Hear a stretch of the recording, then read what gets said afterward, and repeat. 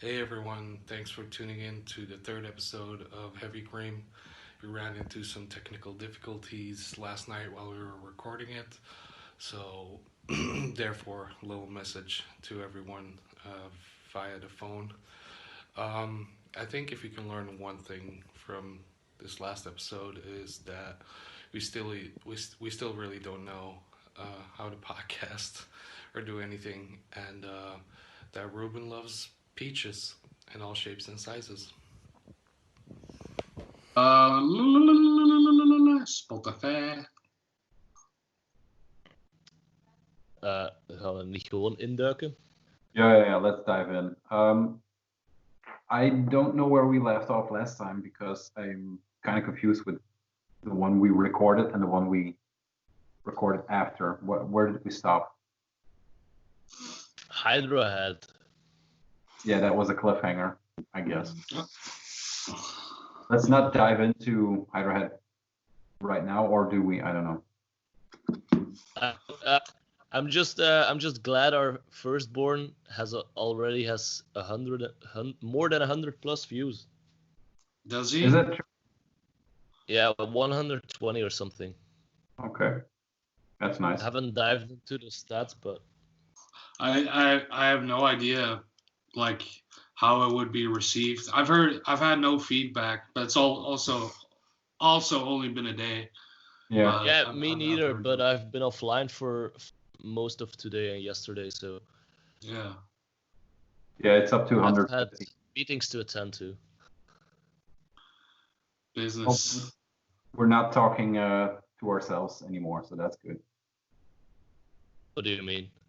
Yeah, Oh we have yeah, not- we have a crowd. There's an audience, which 50% of it is Yeah. probably our family members. But Your Your dad father, thought- is that your father? it's my dad. Yeah, he commented on a YouTube video. I didn't even know he had a YouTube account. Nice That's thing. cool. Nice. The feedback I received wasn't bad actually. The only comment I really got was they wanted to know what the bleeps were. Well, they're bleeped for a reason. It's not that. Get us all drunk and we'll spill the beans. Yeah. All right, Oh, let's Not go. not online. I mean, that person has to buy us, has to get all three of us drunk in the same place at the same time.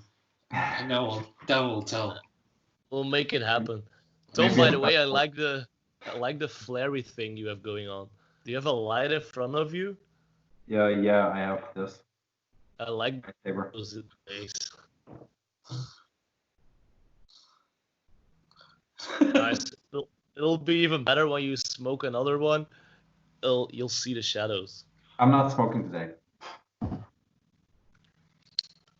I'm done for now. I have to work tomorrow. For now, what time is it? It's 9:15. 9:15 already. 9:15, yeah. So that's Let's say around 10:20, Tom is smoking.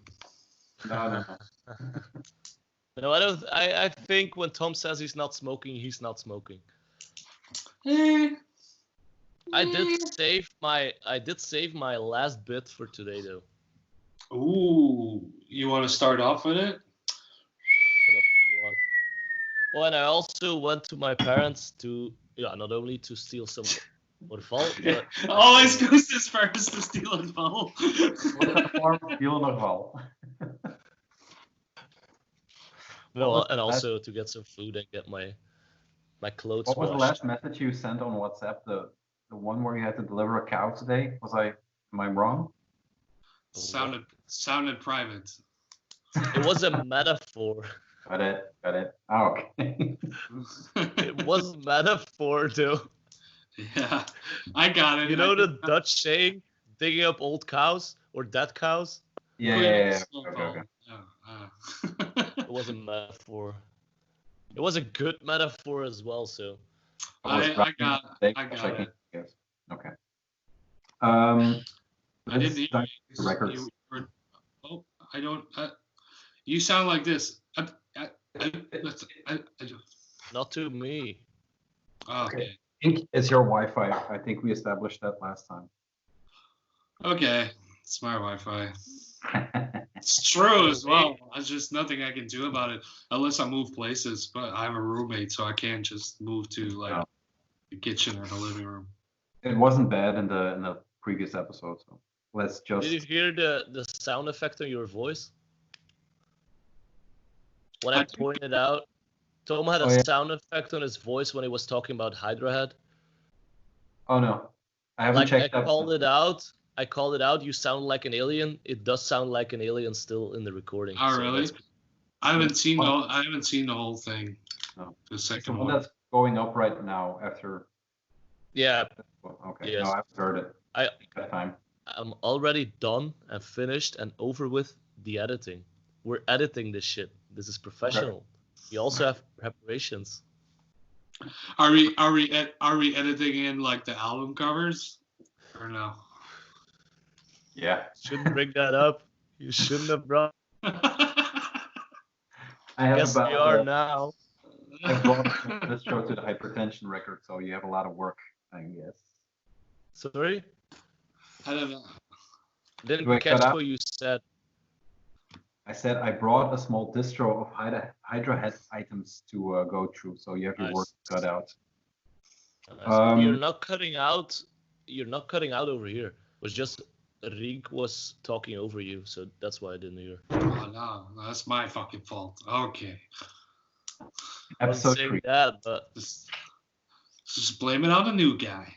I get it. It's fine. We're all new guys here. We're all new guys. I only got added to this podcast less than 24 hours before we recorded it. Yeah, we decided to record it less than 24 hours before we recorded it. Okay, I didn't know that. I thought the only thing is, Tom and I have been talking about it and ping-ponging about it for I guess over a year now. So yeah, here we are. So I'm the new guy. By the way, how are we audio quality wise? Because I'm really comfortable and this microphone, I don't have to hold it. You sound good. Tom cuts away from me a bunch, but it's probably my Wi-Fi. I tried a mic. Yeah. I tried this. No, just a headphones with a mic, and it sounds good. Rienk told me, but I can't hear anything through it, so I have to be on the lookout for something else, I guess. Yeah, but I've looked up some things on internet today, and I'll link them after the episode. By the way, Rienk, we should decide on a signal when someone's cutting out, so you can make the signal. I do this in interviews on tour. It's like, I shouldn't say this, actually. I'm not gonna say it because you're gonna have to cut it out anyway. Because if anyone knows this from the press, then it's gonna be super harmless. So I'm not going. Yeah, signal.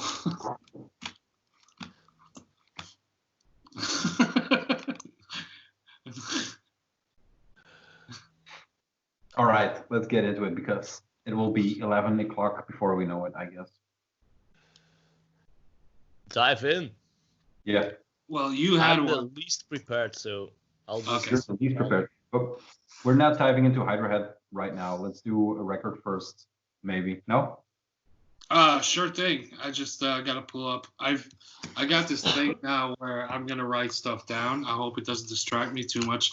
But I didn't write down what I had on my computer before, so I still have to pull it up. I didn't come completely prepared. I'm sorry.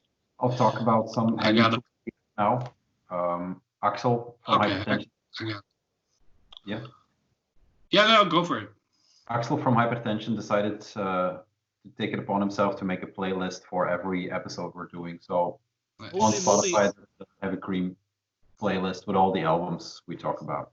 Axel made the playlist. It wasn't you. No, it was Axel. Damn, nice. Thank you, Axel. Cheers, my man. Very appreciative. Yeah, it's all the album. Well, not yet all the albums, but he does a fine good job. Whatever was on Spotify, I think that we talked about is on there probably. Yeah, probably. Yeah, saw that. Thank you, Axel. It's amazing. let's see Alpha David. Okay, let's go. What's the cat's name? Pesh. Fish. Okay. We have a mascot. I love me Fish. fish. Ginger.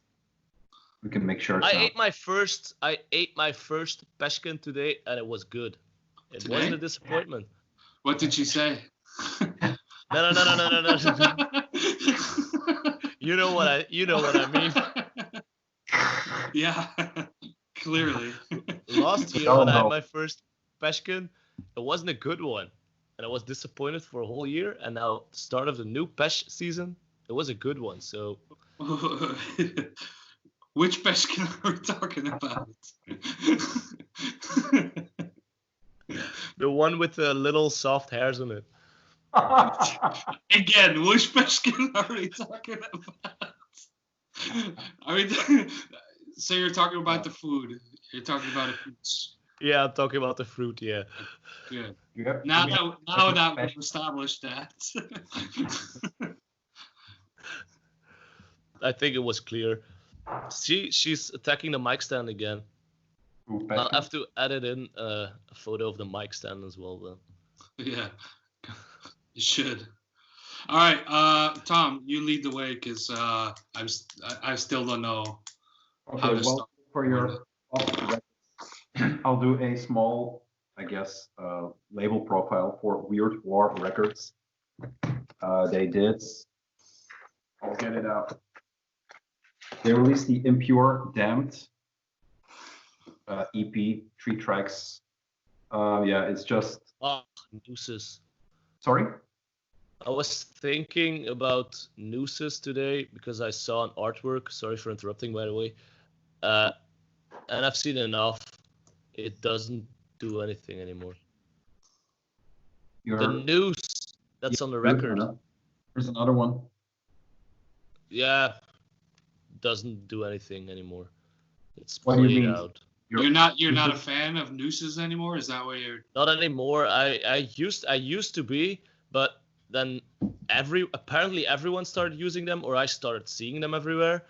So Yeah, that's the thing. Once you start focusing on something, it's just it's everywhere. Yeah. Sorry for interrupting, Tom. It's like But I told in the first episode I have opinions, so that's why I started a podcast. to shit on nooses. Nah, not only nooses, but let's start with nooses.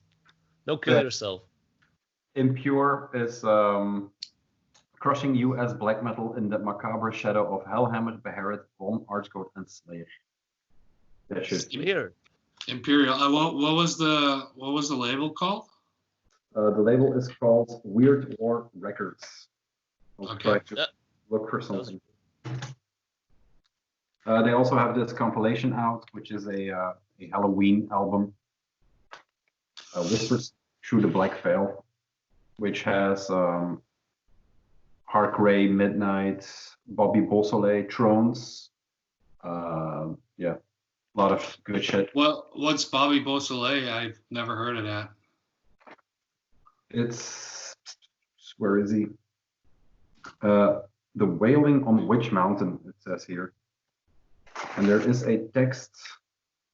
I should have looked it up because I knew that question was going to come, but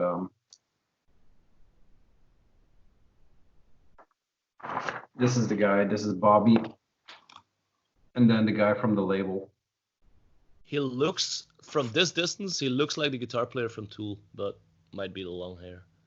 Yeah, he's a little bit older. He did the 3 record covers for Dark Throne, the later period Dark Throne. Oh, now it starts ringing a bell.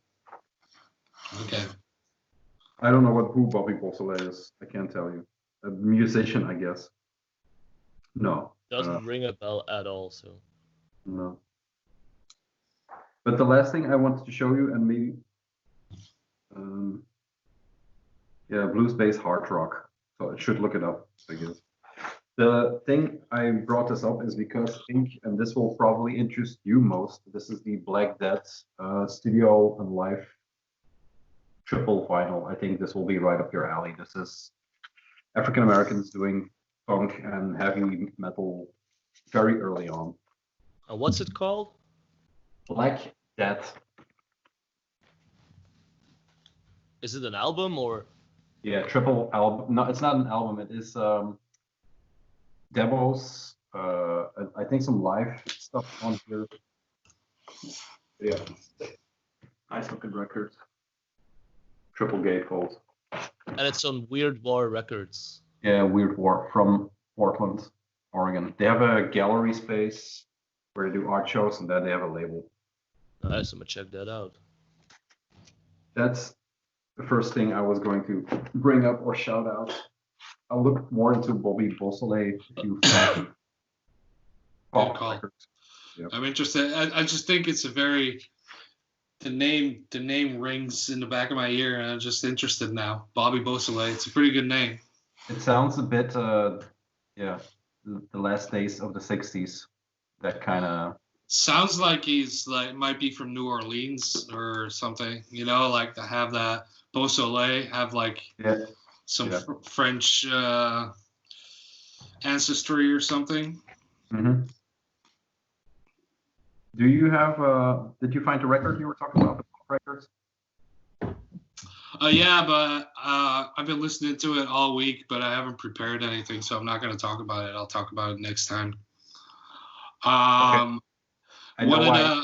What? Sorry, I already found it. I know why it rung a bell, and we weren't far off with the last days of the '60s. Bobby Beausoleil is born in November '47 in California. He's currently serving a life sentence for the murder of Gary Hinman during his involvement with the Manson family.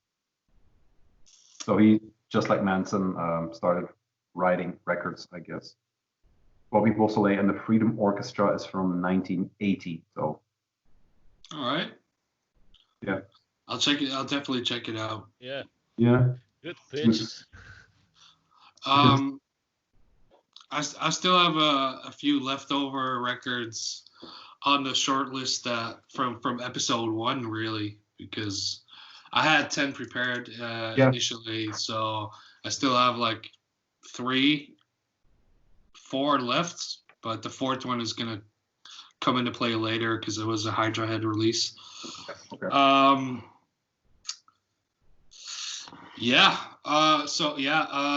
The record I wanted to talk about now is the one that's been on heavy rotation ever since it came out. It's Face Stabber by the OCs, which is now just OCs, not the OCs anymore.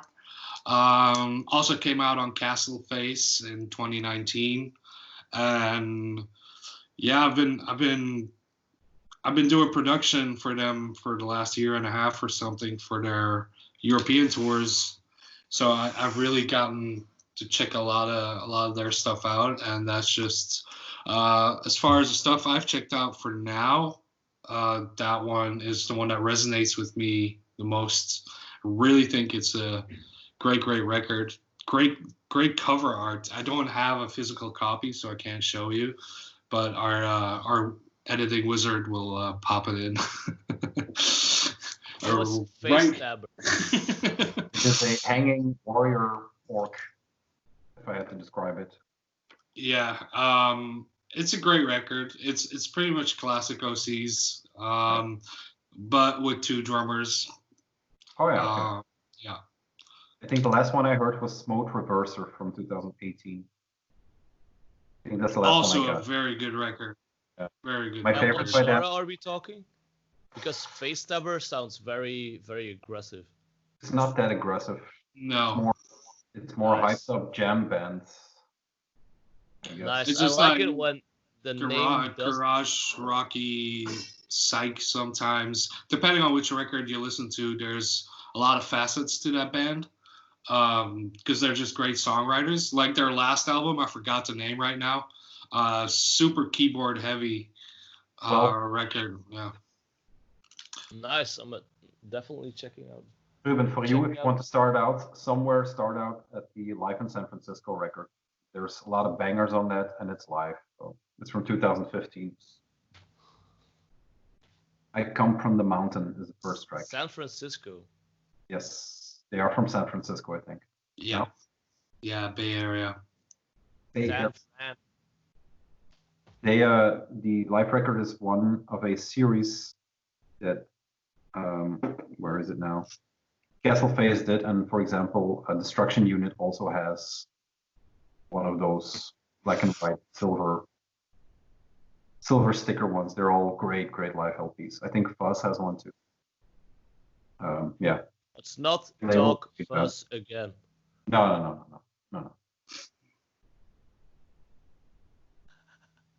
Ink froze. No, he didn't. So yeah, the OCs, Rienk, great band. I have to plead ignorance when it comes to the new one. I haven't heard it. Is it a bit more aggressive than, or is it just another The very new one, or Face Stabber? Face Stabber? Face Stabber is not super aggressive. What's the new Not one? as much as the one before that. Smoke Reverser Yeah. is a bit more heavy on the fuzz and The cover looks like a death metal album. then Now it's gone. podcasting. I can't remember the name of the record I just mentioned 4 times. Face Stabber. There we go. Yeah. Yeah. I don't know if Um, you said something important, but the last 30 seconds cut away. I don't know if it For was you? only me, but For you as well, Tom? Yeah, for me too. But let's just round up and say that the record we were talking about all the time was Face Stabber. yeah. Face Stabber, yeah. Okay. Let me check Yeah, my like yours. connection. I saw him live not that long ago, not that long ago, it was maybe 1 year or 2 years at Musical Home, not far from here, and they killed it. Yeah. I was working for them at that point because I remember advancing that show. But Yeah. I don't go on tour.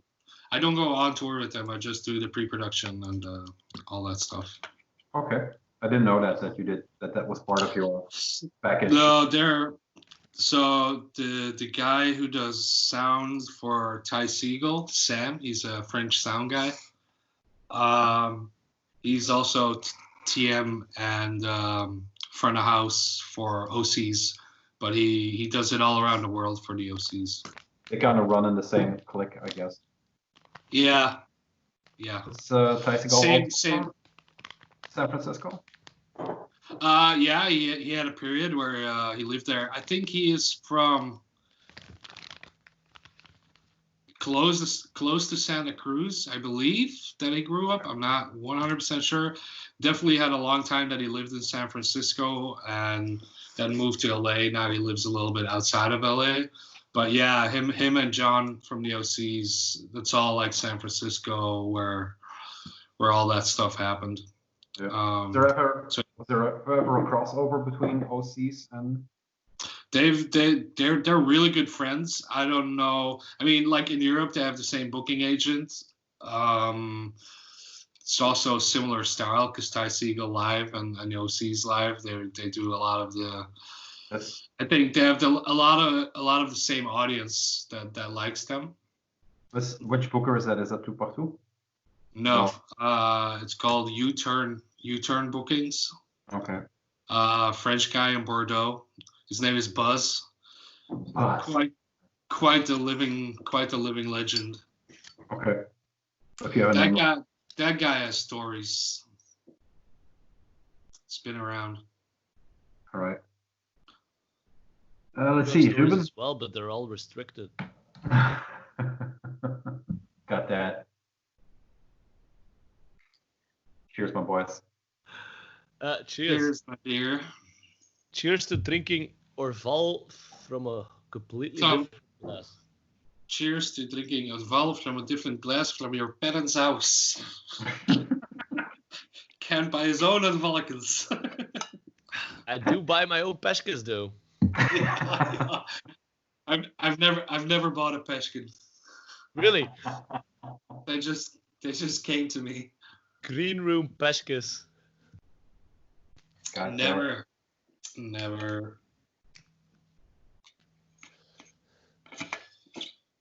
Oh, No, Tom, you were addressing me.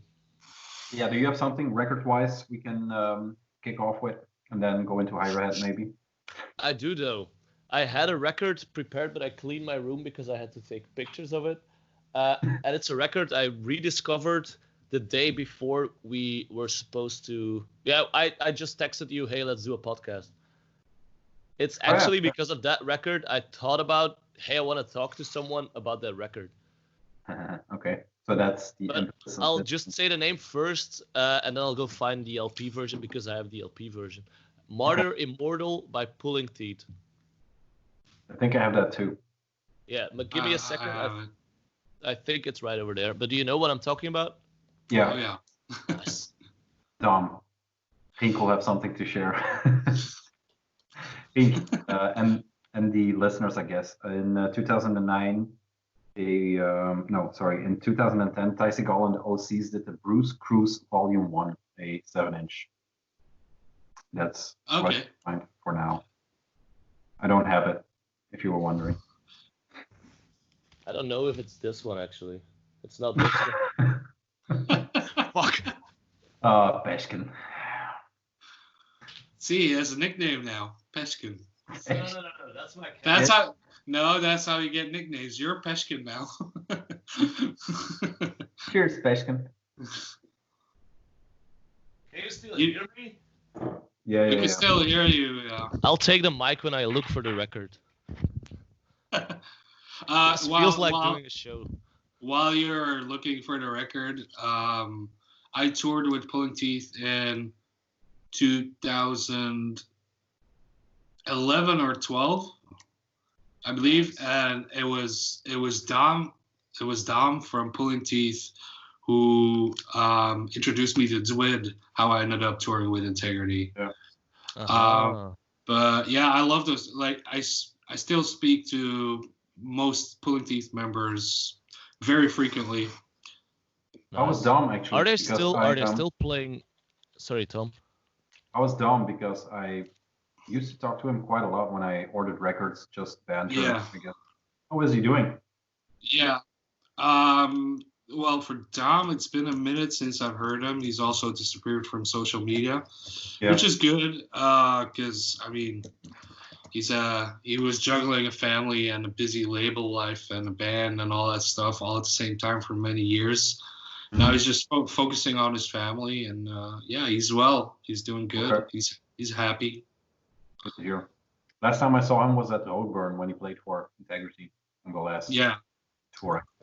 That was the one. I think that's the last time I saw. That's the last time I saw him too. I think.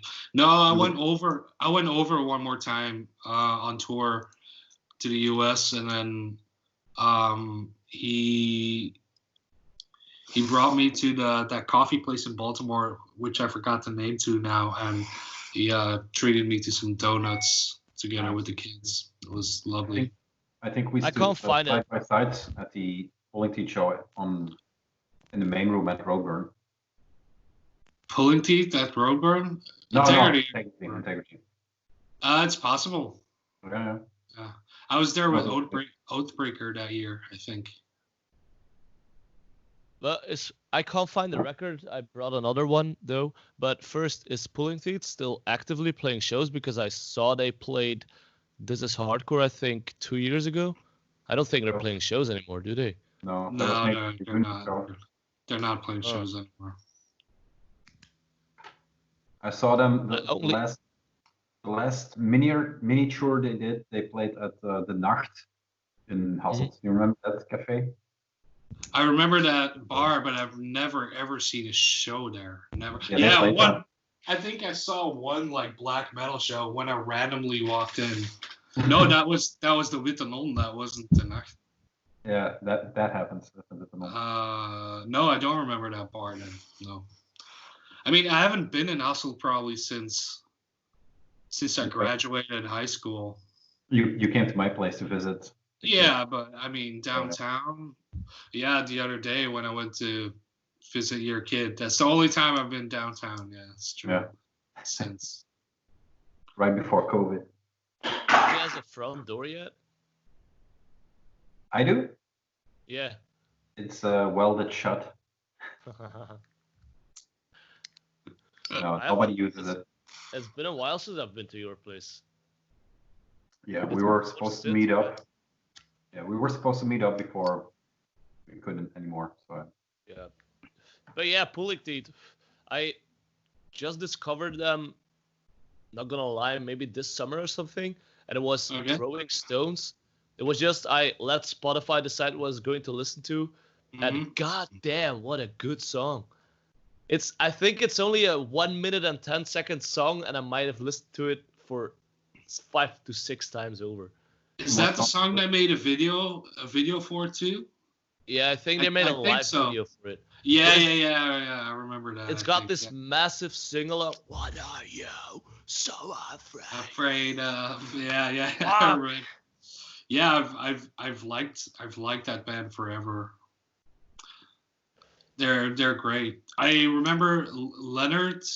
I think it was Leonard from Oathbreaker AmenRa fame, who did a show for them in must have been 2008 or early 2009 in the front line in Ghent. And I had just moved to Ghent, and they slept at my house because I was living there with a few people, but they all slept at our house. And the TM was Thomas Mladek, who was the TM that you were talking about in the last episode. He was TM for Wormrot, Misery Index, and all that stuff. The guy who put you, yeah, he's actually a good friend of mine. I didn't know that was. Thank you, Brown Kid. Well, it's all solved. Yeah, that's the one feedback I received. Bramke Piss sent us a Facebook. Yeah, I was wondering. Yeah, we didn't explain it, but he pointed out which show that was that you were talking about, the lineup, and what else did he say? The show. The hug where we the hug that I remembered giving you. You should be an interesting guest when he finally comes on. I'm holding back a bit on guests because let's face it, this is the 3rd episode. Yeah. Let's not jump the gun and see where this goes. I think we can. I think we can fine tune this a bit more before we do that, and find some themes. Yeah. What do you mean themes? I hope you're not saying editing teams. No. You're the editing team. what I'm trying to say is, let's find talking points in advance for stuff. So yeah. Because like I'm coming here with a few Oh. records that I prepared, but I still have the same list as I did. Like, but I don't really mind first drifting off. No, not at all. But I mean, at one point we're gonna run out of records to talk about, and it would be good to have some sense of something. I don't know what I'm saying. That'll be when we stop going meta and talk in crowd. But it's interesting. I wonder how these podcasts are going to be if we can sit in the same place and do. Mm-hmm. Yeah, I think it'll be more natural because you have the 5 minutes in advance thing. But this works fine for now, but we'll see in the future. You live only 5 minutes away from me, so and I'll be even closer when I move. And Tom only lives 2 hours away? Yeah, only 2 hours. Fuck that, man. Like, and he has every babies, time I go so he visit, can drive up and down. but every time I have to, I don't have to visit Tom, but when I visit Tom or Ralph or anyone in Hasselt, I leave immediately after my job, which is around 5 p.m. or something, and I arrive in Hasselt at 7:30. It's also the worst time to drive from here to... and the worst traffic. I have to pass either Brussels or Antwerp. Yeah. So that's the worst. Hey, I did find another record I wanted to talk about, and I kind of want to check if you guys know the band. Before you dive in, I still have some pulling teeth left. I think this is the one you showed. Yeah, that's the one I showed. Paranoid Illusions, blah blah illusions. Whoa, look at that. Paranoid Delusions, something. Yeah. Fuck that demo. I've never seen that physical copy of the demo. This is a re-release of that demo because Dom at some point released a whole bunch of flexis before it was cool, I guess. Yeah. Flexi. So this is one of them. It's like a That's cool. Nice. And this is a flexi. Nice. But the record I was going to get, this was just decided, is this one. This is the Just flexing. Just flexing. yeah. That's what I do. It is the So Thor. I remember when they did that. Did you see it? What's that? I didn't see it, but I remember when they did that. Yeah. This is a Thor. He looks like this, Uh-huh. but his that was an 80s. I think, how would you describe Thor? Something like a one-man war show.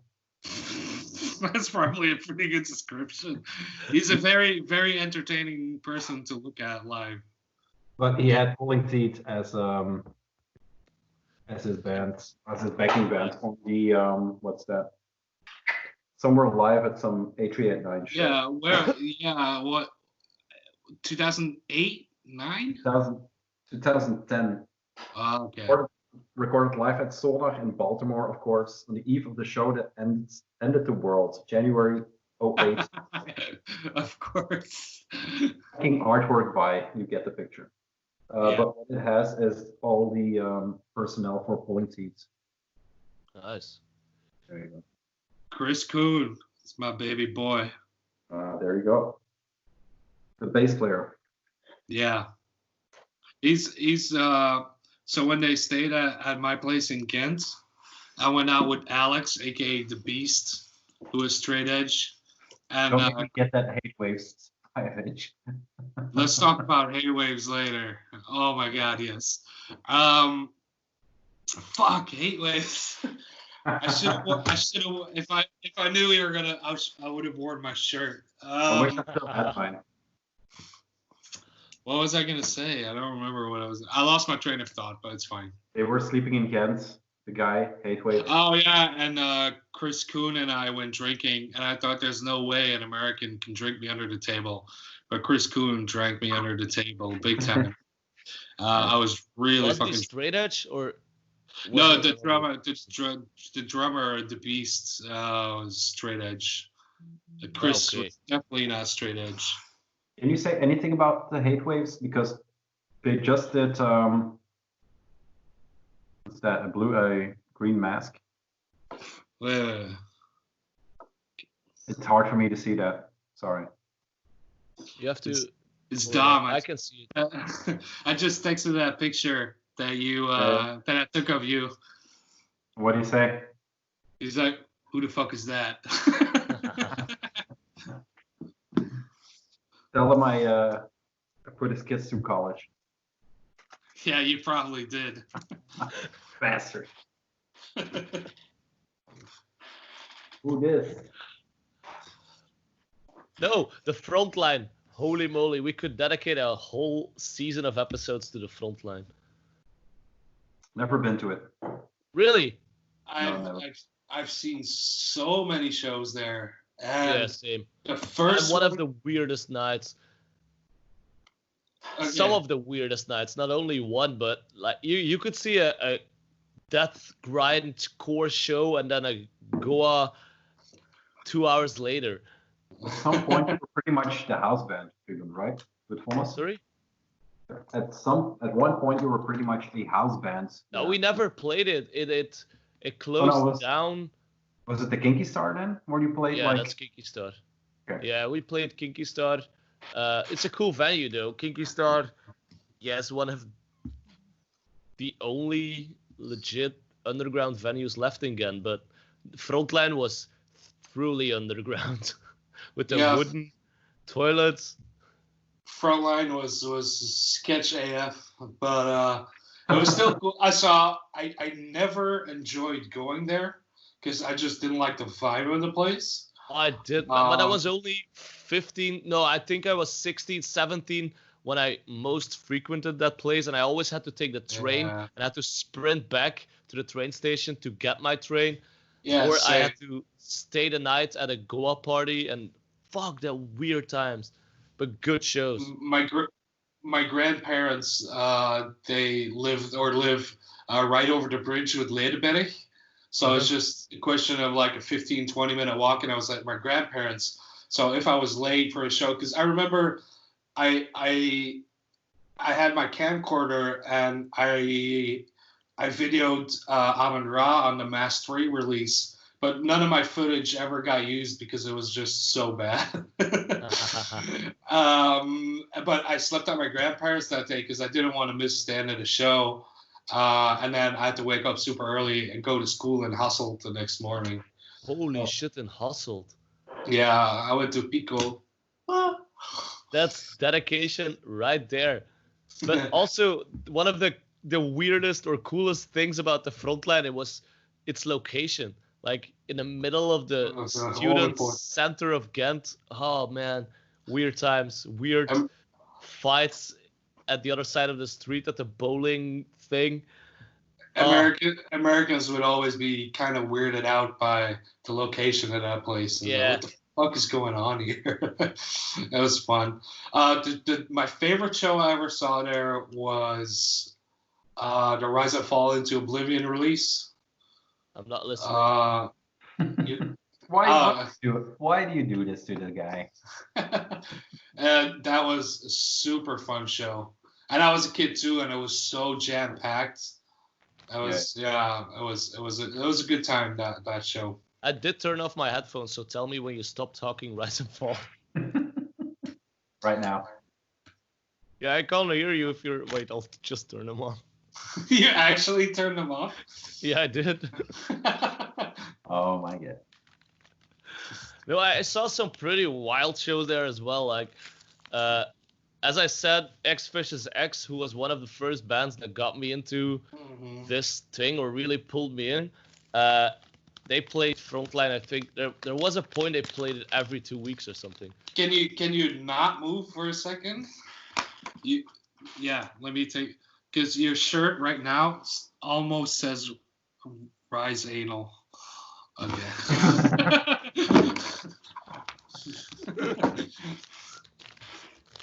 Nice. Profile picture. That's gonna fall there. Where were we? Rubben, you were? No, I was talking wild shows in the Frontline. Oh, No, yeah. there was one show I saw where I don't even remember what band it was, but I definitely remember it was a Beatdown bill. And that's when I decided, oh, this isn't so much up my alley. Like some weird crew pulled up and they started doing the side-to-side thing. But when you have a Beatdown show with only half a venue, there's 4 people having fun and 75% trying not to get hit. That's always the most fun. Some guy pulls out a knife, an actual knife, and starts doing the side-to-side thing and punching the knife into the wall, and everyone was like, what? Sounds like a Vonne show. It should sound like a Vonne show, but there's no knives at Vonne shows. Almost it's more shoot to the Sounds head. like a Colin of Arabia show. Weren't you talking about Colin of Arabia? I can't talk about Colin of Arabia. The only thing I know is live videos I saw back in the day when they're like bringing chains to shows somewhere in Boston. Yeah, okay. But maybe I was listening to them earlier. It hasn't come up in conversation. No, definitely not. Or I might have read something, or I know for sure I was listening to Bad Luck 13 earlier, so maybe they came up as well. Couldn't say.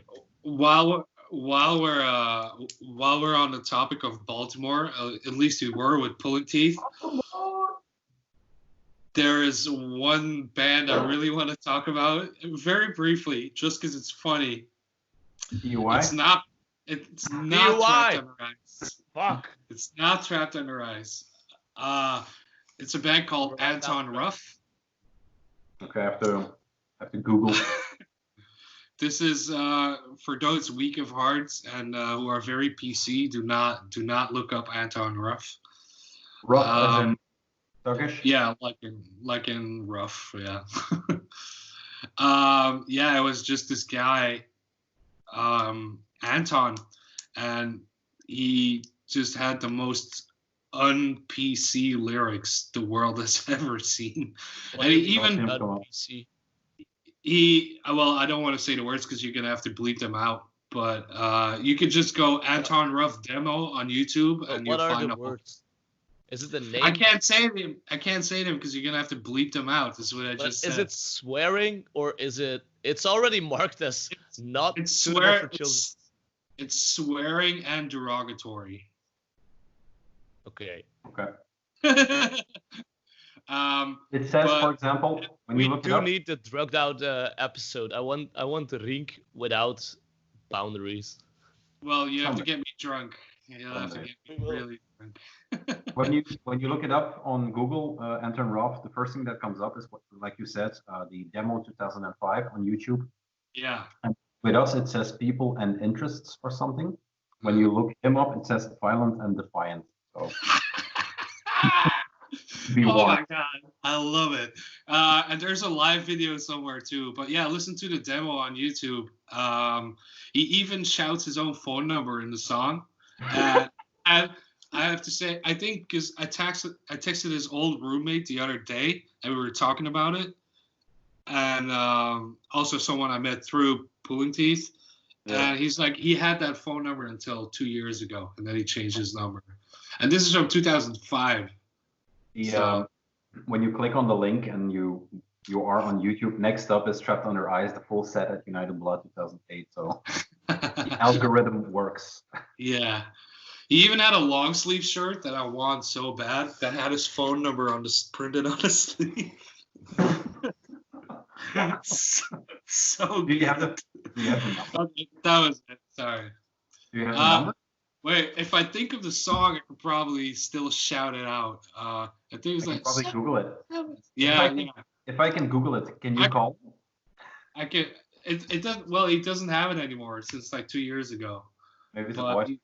he's had it up until I can't call. It costs me like $2 a minute to Yeah. call to the US. We'll have a Patreon soon. It's okay. If it's FaceTime, I'll do it. Yeah. I'm not going to look. We'll just look. Okay.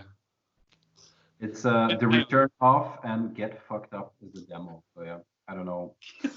I don't know what's going to be, but Is it on YouTube or Bandcamp or Spotify? So good. It's stuck in my head now. It's gonna be stuck in my head for a week. Okay. so you sorry. have, Well, I have no idea what you're talking about. Well, really, absolutely Anton no idea. Rough. but you have I'll look Trapped it Under Ice full set is the next one, and then when you scroll down, the other one is Bulldown Beatdoze. So I guess that wraps it up. Is- quite nicely. Isn't it Bulldoze Beatdown? Yeah. What did I say? You You said said it the other way. You said Bulldown Beatdoze. Yeah. I don't think Someone start a cover band. I'm 100% sure, and I made a mark in my head. I was like, tell him after the podcast so we can do something with it Oh as fuck. a trailer. So. So I was hoping you wouldn't Ah shit. call it out so I could mention it to you. mark it, and that's the title. I'm drinking this, so forgive me. I've never Nice. had a Grand Reservé, but I've had good. a bottle the first day we went into Corona. I went to the local booze shop or whatever you would call it, and I bought this one saying the day before I go to work, I'll finish it. It's just one beer, but I have to work tomorrow. You have to go to work tomorrow. Yeah, I haven't stopped working since, so One day, and we'll see. I have. oh yeah, worked. it's a test thing. Yeah, of course not. Yeah, sorry, I brought us off topic, whatever the topic was. Yeah, you bringing us off topic led us to Anton Rough, so thank you. Yeah. I'm curious now. What? Oh, see, I can't stop laughing because it's so fucking funny. Anton Rough, I get fucked up. If you're looking, if we're still into Baltimore, and we mentioned them before, I'm not going to get the record because that would mean digging through. Why till I die? No, not them. But Hatewaves came up a little. Yeah. Oh yeah. That's worth checking out. Hatewaves. They Yeah, have it two. is. They have Taste the Beast 7-inch, and then the Tombs is a 3-inch, I think, that is dedicated to the penal system, the American penal system. It starts with a phone call from his parole officer or something like it, and then it just devolves into. What's the 7-inch So- called? The 7-inch is called Feed the Beast, and Feed the apparently beast. Apparently, the Tombs has also been re-released on 7-inch, but as a test pressing. So just to give you a bit of a context and concept, Hatewaves is a joke band, which is pretty much most Pulling Teeth members. I think it's Chris, Mitch, and Dom, and then someone else drumming, of course. The guy they record at all the time from that studio, and Kevin something, studio in Baltimore they all record at. I think he's a drummer. And Dominic Romero, Doc Williams, Jake Kreger, and Kevin Bernstein. Yeah, Kevin Bernstein, that's the one. Featuring members of Pulling Teeth, Triac, and Stout. I know Triac, but I don't know Stout. Stout is I never liked Stout, but I think Stout has the singer from Stout has a song on one of the TUI records, and it's really good when he comes in. It's he's gone. Their band is based. I think you're cutting off, man. The Beast, the drummer from Pulling Teeth, has mentioned in his lifetime towards someone else, and they just like ridicule him, and it's absolutely amazing. We didn't hear anything. Oh, really? We didn't hear the last part. I'm just gonna start. Stout, and then that they're featured on the TUI record. Mm-hmm. Yeah, I heard that. Okay. But then I went just into Hatewaves. Hatewaves is a joke band, and all their lyrics are based on quotes that the Beast or Alex has ever said in his life, and it purely exists just to troll with Alex. That's the only reason that band exists. And they made a shirt that says Hatewaves, and on the back it says Haters of the World, and it's got like his face this big on it. Actually, if you look for Integrity live in Berlin at Cassiopeia on YouTube, you'll see me standing on the side of the stage wearing that shirt. Yeah. Nice. Hatewaves is worth checking out. It's short, it's over before you know it, but if you're into Pulling Teeth, you owe it to these guys to check out Hatewaves. That's fun. So check it out. They're the true troll masters. They're the hardcore metal version of Tom Segura and Bert Kreischer.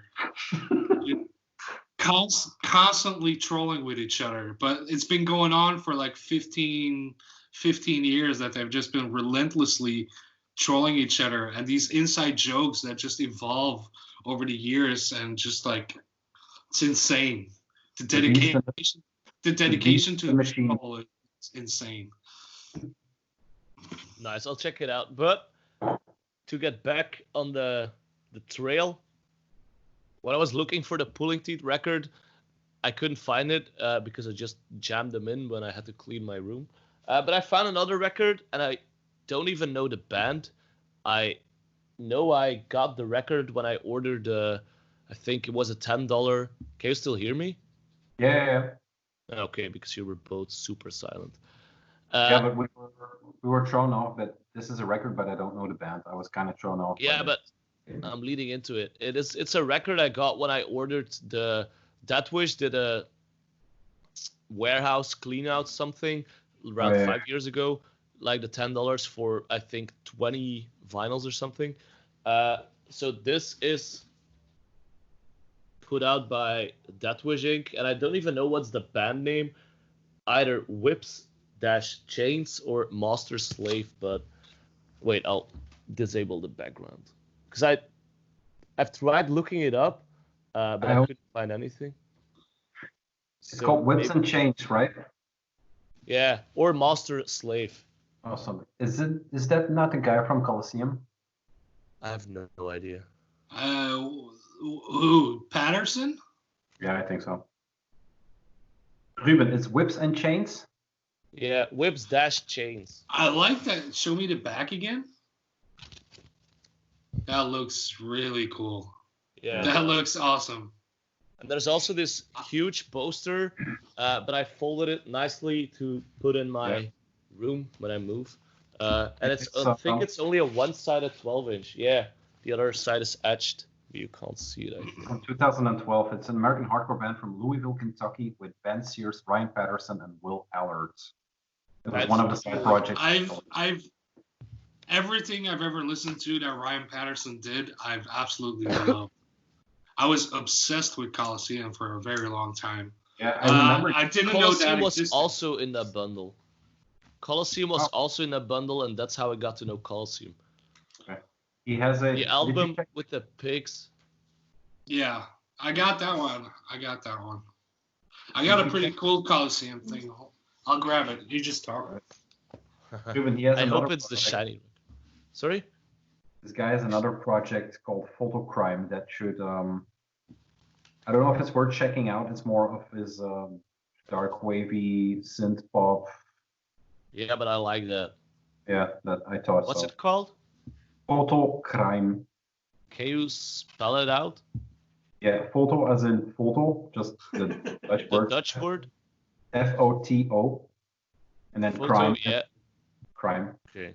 In case you didn't know, photo is spelled different in English. That's right. I did know. Yeah, I haven't heard that Whips and Chains, but I remember them playing at Vlamrock, a very local hardcore festival in. Yeah, well, it's a cool festival though. It's a really cool festival. I went there 2 times. One time I went combi, and when I had to pitch my tent, I had to scoop away horse shit. Which tent is that like Peshkin? Sorry? Is it like Peshkin? What's like Peshkin? No. Horse shit is definitely not like Peshkin.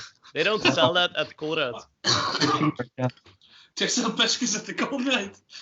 Oh, I go to the Delhaize. I have a Coliseum 7-inch for sale if you want one. Nope, not spending money on anything right now. We're in a crisis. Yeah, I got this one. That's not that special. It's I've just got a the same regular one. I have the But same it's one. not It's the special. same one I got from the Death Wish. But here's one of my favorite records that I have. Doom Riders Coliseum. Doom Riders Coliseum. I knew that existed, but doing Danzig. Yeah. nice. What pressing is that? Is it red and white or black? This is in there. Okay. It's a little. Look at the artwork. It's so cool. Yeah, it comes through. Damn. Doom Riders and then the. Yep. It's like 2 dandies, but then the Doom Rider skull and the pig from. It's just black vinyl. Okay.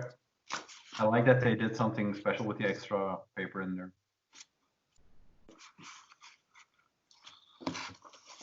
Tom, Yes. was the Burzum flag there last time? No, I removed. He only just turned racist. Yeah. Sign of the times. Sign of the times. I just turned racist yesterday. Yeah, man, it's about time. I I figured have to go to work again. I'm like 36, 37 now. No, sorry about that. That was uncalled for. No, Right, the flag wasn't right. there, right? No. No, the flag was actually one corner further, but I have a new. Some old guy hit me up, and he had this. Yeah, the cabinet. Museum. Yeah, he had a museum quality cabinet, so I had to rearrange some stuff. Yeah, it looked really cool. Did you Yeah, I couldn't say that. did you see his Peshkin? Yeah, I ate it.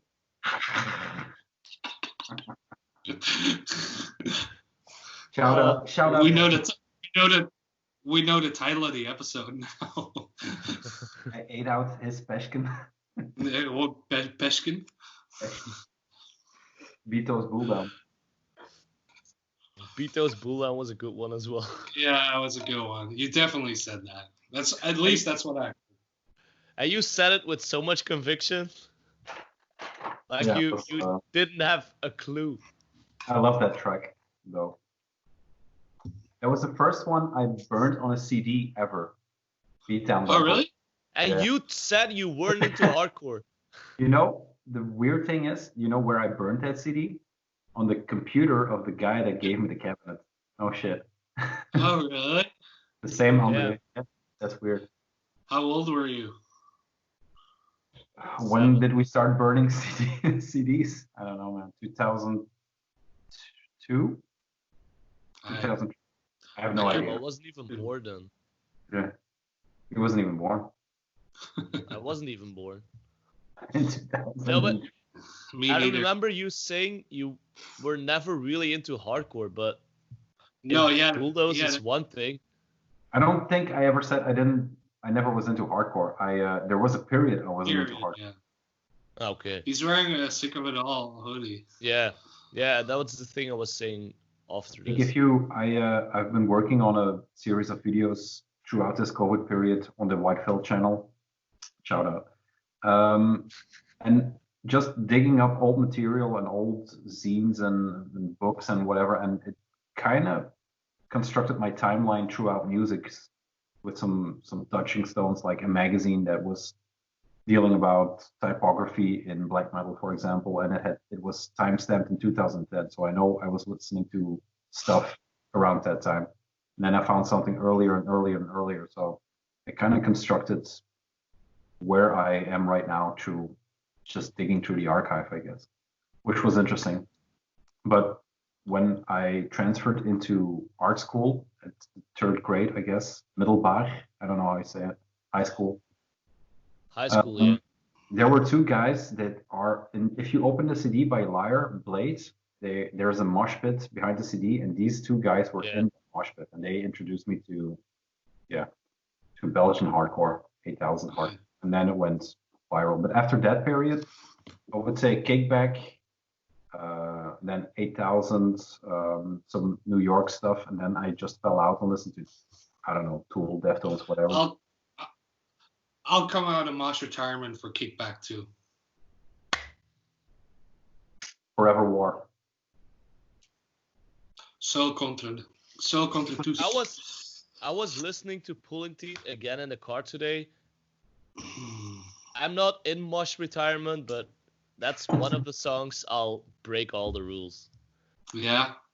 Next to They're- The Saddest Day by Converge. Yeah, I can see that. I always found Converge, when I was younger, I found Converge to be a very exciting live band. Like they were so, Yeah. it was hard for me to comprehend in my little hardcore 3-chord brain. Mhm. Like how the music they played appealed to me, because it was so crazy. Kurt Ballew's guitar playing. Then Yeah. I was never the biggest fan of Jake's voice, but that's just personal tastes. What's that, Tom? How young were they?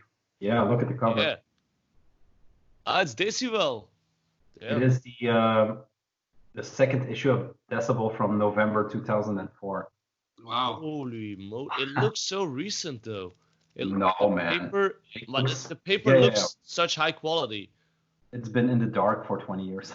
Yeah, but magazines I dig up from maybe 2 years ago look like they've been through 2 world wars. So Yeah, I'm special like that. yeah, but I kind of have a special relationship with Converge, so to speak, and Dillinger Escape Plan even more. Like I've listened to both bands for over a year, hyping them up without even actually liking them. Like when I heard 43% Burned by Dillinger Escape Plan for the first time, I was like, I don't Yeah. get this. And then I dove into the records and I was like, this is so fucking weird. I don't really like this because I don't get it, but I hyped it up to everyone because no one in my circle at least was really listening to it. Only my one friend at the time. Shout out to Nathan, and that's the only shout out I'll ever do. He'll never hear this, but he's the one that put me into. He's the one that showed me Caius and Tool, and that's where it all swung off from. But like I listened to Dillinger Escape Plan and Converge for close to a year without actually liking them, and then I gave up on trying to understand it. And I think I saw Dillinger live then, and then it completely clicked. probably Nice. the way it should click. Those are two bands that are kind of like when we're talking about Swans. It's the comparison doesn't really add up, but it's when you first hear like something like you. My favorite record from Converge, for example, is "You Failed Me," just because that was my entry For point. me as well. Yeah. Yeah. It was the record after my entry point, but it was kind of slower and Yeah. denser sounding. I loved it. And what was that song? It just goes 8 minutes. I'm very terrible in songs. Yeah, same. But that record it's just. more to the end of the album. I think I know what song it is. But if you claim to listen to Converge for the first time and are hooked instantly, I don't know. I have trouble believing that. It definitely took me some time, but then it took me a really long time to listen to Jane Doe. Yeah. And then I was like kind of into Jane Doe, and then they played it live at, I believe, Roadburn. Yeah, 2 years. Yeah, I have Many years ago. I haven't seen Converge. Oh. Is it that long ago? It might have been another show, but on the tour where Rise and Fall was on the tour. Yep, turning the headphones off. Sorry, I'm not going to continue, but it was. It seems it was 2016. Well, it wasn't. I was younger. It was a tour with, I think, Converge, the band I cannot mention, a really, really shitty metalcore band opening. Like, truly horrible. There's no way that tour played Roadburn. I'm telling you, I'm probably wrong about Roadburn. Yeah, you're wrong. It might have been the same venue, though. Oh, okay, yeah, that's probably true.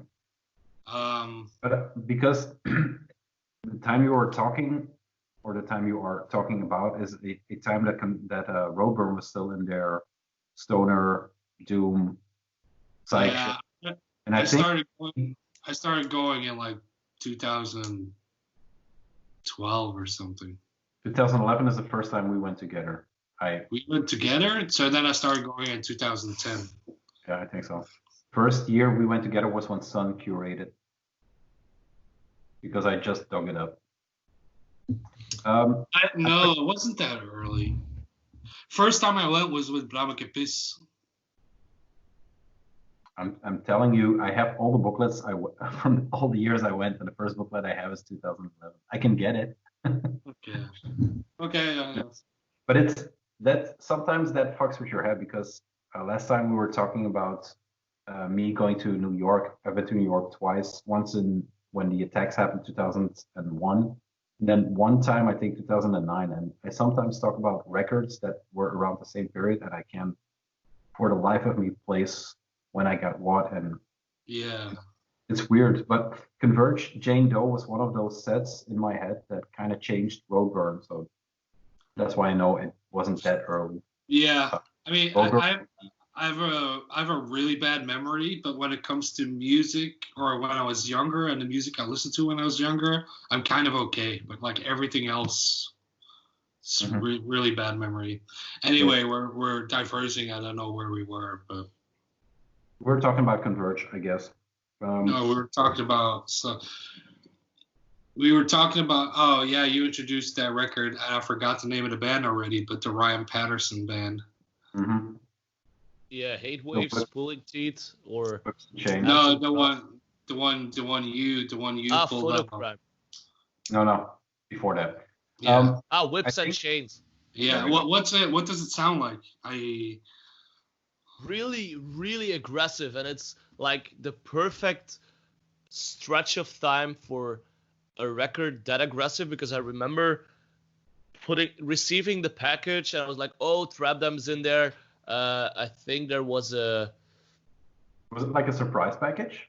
It was just a mystery box for, I think it was $10 and then another $10 on shipping. So I ordered two.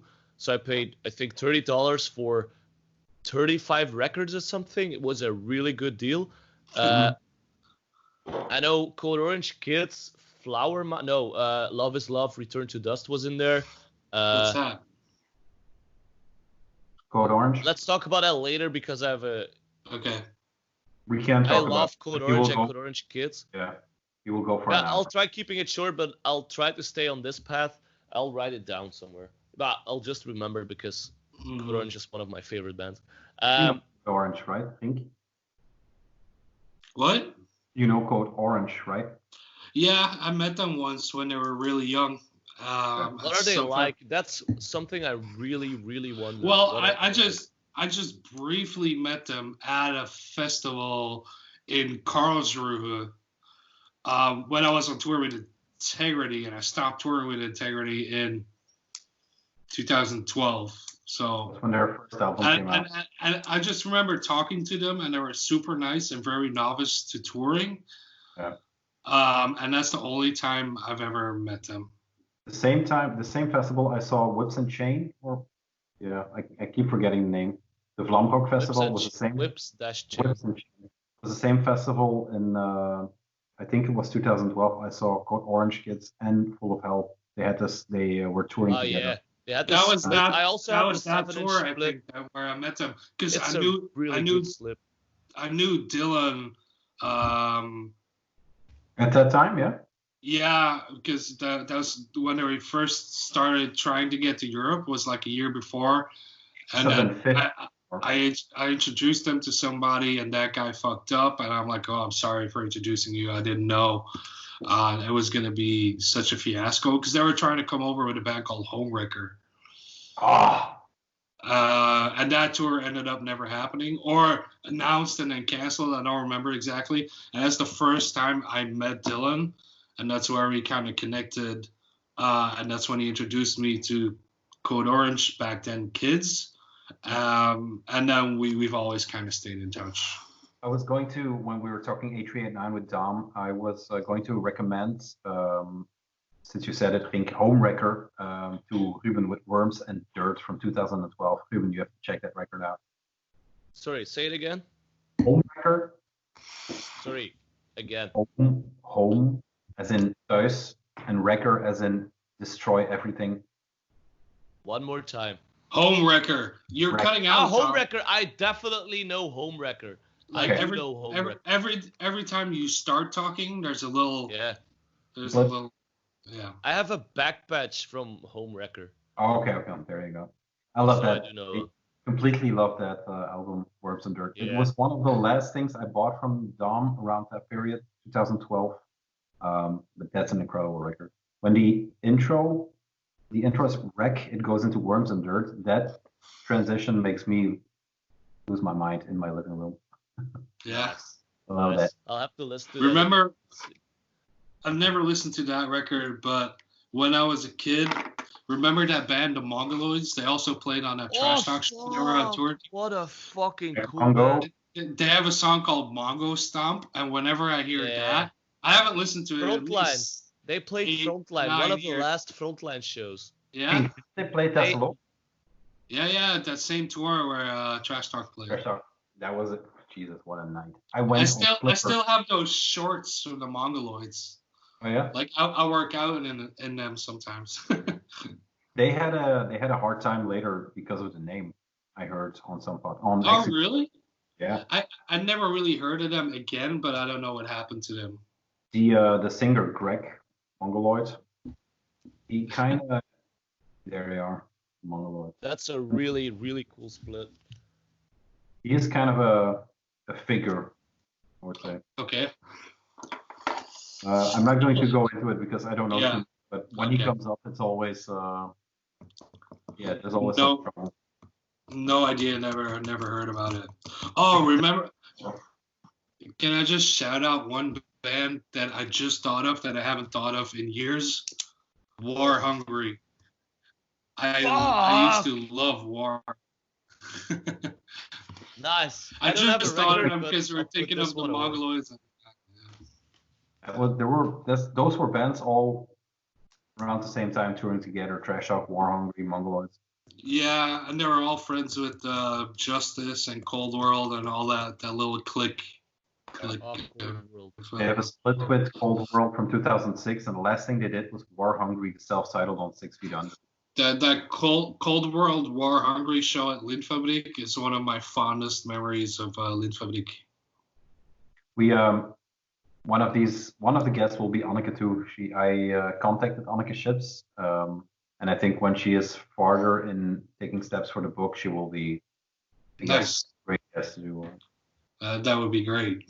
Make sure you're drinking because we're balancing beers on our heads for that show. Yeah, that's her party trick. Shout out to the Antwerp scene, I guess. Yeah, there's a lot of interesting people, and especially Anneke the last years has been so active in doing shows. Yeah. I don't go to any of them because I'm lazy or I'm on tour. But yeah, shout out for the effort. It's cool that someone's doing it and is passionate about it. I saw some incredible shows from her. And the venue I'm talking about, Antwerp Music City, now is one of the last standing venues. I don't want to sound bitter or nostalgic, but it is something for real now. Yeah, it's a perfect size. It's always a great atmosphere. I don't even think there's a stage. Is there a stage? Or if there's a stage, it's only like 2 fists high or something. No, I don't remember going to a bad show over there. One of my weirdest shows there was Beatdoze. Right, maybe their last show before they really went European, I guess. It was so packed. I was standing in the, they have the trash cans, the big rounds. Yeah. I don't think I've ever been there. No? Okay. They have this big round trash cans, and you can buy beer in a can. So you just give €1 and you have a can. The thing was stacked, so I was standing on top of a filled trash can with beer. And I was perfectly overseeing the crowd. Nice.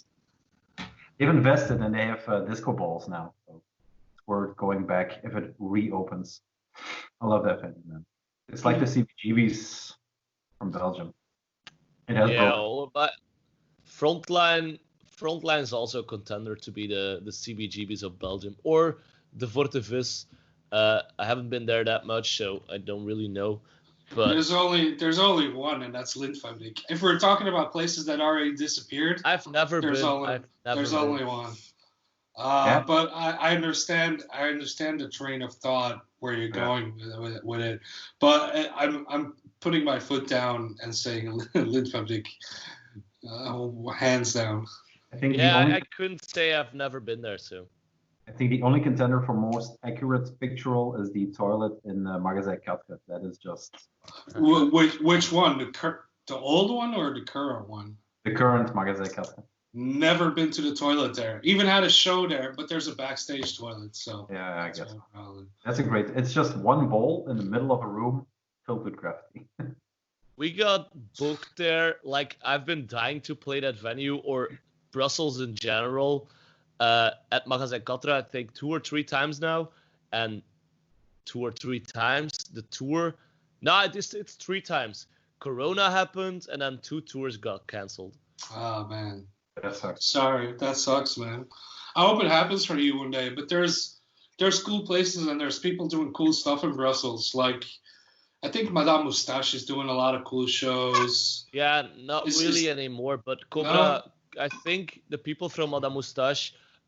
They used to book shows in Madame Moustache, are booking shows in Cobra Jeune now. Like, there used to be an Archangel show. It got moved because someone was sick, and then it got just cancelled all out because of Corona. I would have loved to see Archangel play in Brussels, though. They're still great. Yeah. That's another band I'm prepared to take some damage. On deaf ears. Holy shit, Archangel! I remember seeing them like maybe 2 years ago or something the bill was full of beatdown bands. It wasn't a fun show, but they played it like they should have played it. Hey, can you check the connection of your microphone, because I hear a buzzing in the background? Oh, sorry, I was playing with something. No, just check the. Okay, Is it definitely better up. now? Now it's gone. What? Is it No, no. gone? Oh no, now it's back. Oh fuck. Wait, give me a second. I'll switch audio back to my headphones and I'll try fixing it. It's the busted mic Okay. from the last episode he's using. Oh, I see myself now. Whoa, that's cute. Pink. Yeah. One last thing to round up about Anneke, who's. Can you hear me now? Yeah, we can hear I you. can hear you. I was looking up something to, maybe her Instagram or whatever, and I think I found her LinkedIn page. Oh yes. What does it say? Something about Paul van Ostein? No, it's worse. Oh. Well, it's better. It's better. It says, because I don't know it's her. I don't know for sure it's her, but it says. What's the last name? Well, it says Anneke Hoeflaak. That's not Anneke Schips. Okay, because it says Smith's Ships, and then it says forklift driver, so it could have been her. Is this working?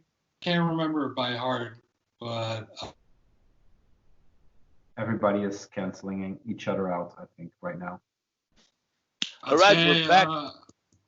We're back. We're back. Sorry, my Wi-Fi connection got lost, and it's always my fault. I know. It is what it is. Rubben will fix everything in post. Don't feel bad. I don't feel bad. So- It's just it's what it is. Okay, then don't feel bad. I don't think there's anything that can make my man feel bad. Oh fuck, here we go again. Tom, you sounded like an incomprehensible alien again.